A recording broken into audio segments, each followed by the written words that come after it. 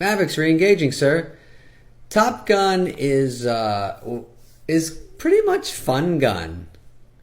It is a movie 36 years later. It's basically the first Top Gun. It's great. It's Tom Cruise looking cool in his shades. At the beginning, he's like fixing an airplane in the engine. You can tell he kind of doesn't know what he's doing. He has like a sock around. He's like this, but he basically is flexing. He's got some $900 white T-shirt on, and they're like, "Hey, Mav." He's like, "Hey." They're like, "That one actually isn't broken." He's like, "Shh, just get the angles." They shoot him through like a filter or a shower curtain or something, but he looks great, so can't complain. All the cadets are there. They all have. Oh, Bitcoin went under $100. Okay. They all have funny nicknames. It's like Popcorn, Ziploc, Cowboy, Stinger, Fartface, Lugnut, Jib Jab, Cocktail, Sauce, Zigzag, Fuckstick, Slapdick. They start running out. Pussy Pants, Panty Dropper, Lymph Node. They're really running out at a certain point. Dr. Pimple Popper. Is that trademarked? I'm kidding. Let's go, Slapdick. Seaweed. Seaweed. Wasn't done. By the way, I relate to Mavericks. I still use the sayings from the old Top Gun. I feel the need for filters on selfies. I'm old. He shows up in the bar where all the cadets are, and he's like the old grizzled vet at the bar with Botox. And he looks great.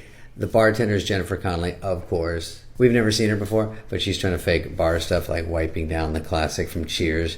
She's like this, with glasses, draft beer, trying to do her lines at the same time. Hey, Maverick, pour beer. And then she comes over, and then he's like, it's been a while. And they actually hook up a lot, I guess, because they keep going back and forth. She's like, let's don't do it this time.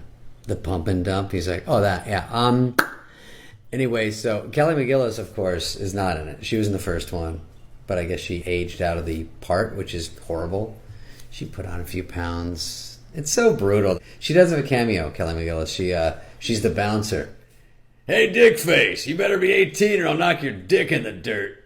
Hey, Mav, want some of this again? He's like, I'm good over here with JC. Come on, Mav, you didn't like it? Gark, gark. Hey, shh, the cadets are here, Ziploc, don't worry about that. So they get their orders. They're all around the bumper pool or whatever, and they go, we've got a mission. You're the best of the best of the best of the best. Everyone's like, that's pretty good. So they go in and they line him up and they say, we've got a bad guy. The best part about the whole movie is they don't mention the bad guy. It took me a while to figure out how fucking vague the movie is. They're like, it's a bad guy and he's doing bad things. They, them, whoever. And everyone's like, China? He's like, no one said China. Russian? So it's just basically, we found uranium and we need to blow it up. And everyone's like, of course. And I'm like, it was either uranium or cubic zirconium plant. It was something bad. And they go, we got to blow it up and get out of town. And I'm like, what town? I'm trying to pick up clues. They want it to be a global hit, so they don't say anything. And so like, we got to get in there to the enemy. They never show the enemy. And at the very end, they show the planes and they are like nothing on them. It's just black helmets. Could be Darth Vader. Actually, the superhero movies are smart because you can't make any race or religion or anything a bad guy. So it's either an alien, like a made-up monster, or it's a superhero monster so that no one can get mad. And these guys want every goddamn fucking theater filled. So actually I thought, what if it was accidentally Ukraine? Because they filmed it 2 years ago. What if it was Scientology? And Tom Cruise is like, Maverick's disengaging, sir. No reason. He took off. They do have a lot of heart because Jennifer Connelly, who's lovely in the movie, has a cute daughter. And then, of course, Maverick goes over there to get a little... And then she goes, my daughter can't see you.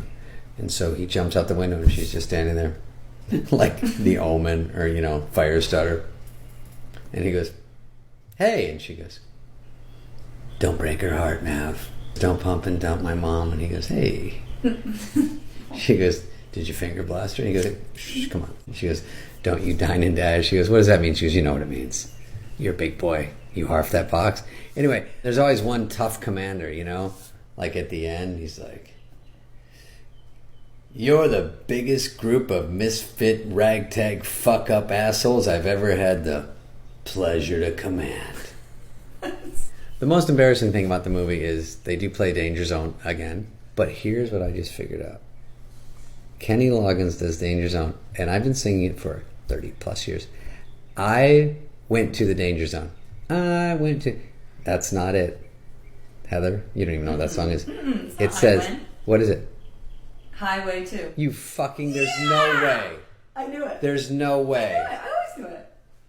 Highway to the day. He's not on a fucking car. It makes absolutely no sense.